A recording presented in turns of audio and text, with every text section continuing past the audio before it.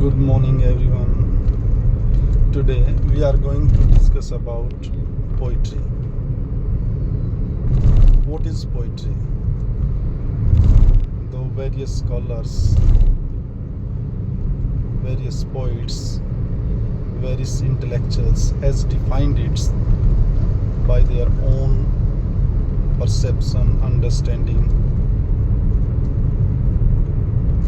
It has many type of meters. Sometimes free verse it carries, sometimes it has rhyme scheme, and rhyme scheme too varies according to the poets. One popular definition about poetry is a spontaneous overflow of powerful feelings recollected in tranquility. Excellent definition of poetry by William Wordsworth, nature poet and very renowned English poet, you can say.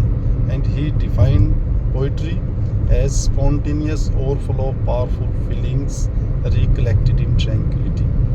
और वैसे भी poetry आपके अपने वक्तव्य हैं, आपके अपने विचार हैं, जो लोगों को पसंद आ जाए, जो फेमस हो जाए, उसी को लोग फॉलो करते हैं. That you can say that's the real poetry.